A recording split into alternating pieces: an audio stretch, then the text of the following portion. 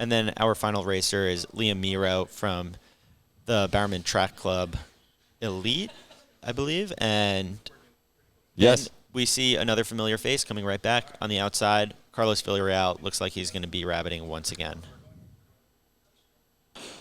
All right, men are off in the 800 meters here. That's Villarreal on the outside, and then Holdsworth, Liam Mayrow, Jonah Koech, Charlie Hunter. The time we are looking for, 1:45.20, so about 52 through the 400. 52. We'll see if that's what Carlos Real wants to do here. 51 would give him a little bit more space. And Derek Holdsworth settling in behind Carlos as they come through 200 meters perfectly there, lined up. Charlie Hunter in that third position, then Koech looking strong. So we've got Holdsworth looking very good there in the second position, then Charlie Hunter.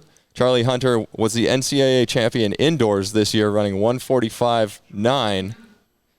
And here we've got Villarreal pulling out to the outside and leaving it to Derek Holdsworth. We'll see what they come through in the quarter. As Derek comes through in about 50 mid, he's keeping it honest. This is really shaping up well for the whole field. And also you can see Shane Strike there trying to do his best to go with the big boys, and he's doing very well at that.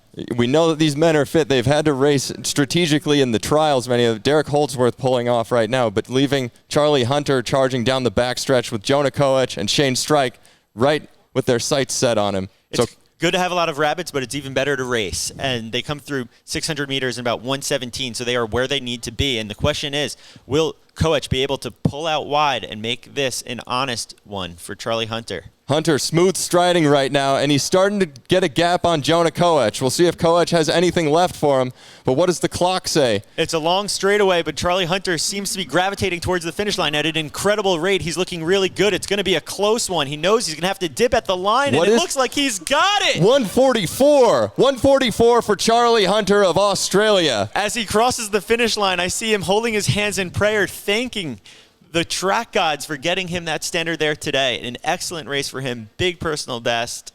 I'm excited to see what that official time is, but we saw his chief competition, Jewett, run 1:43. 1:44.35 on the screen for Charlie Hunter. What a result.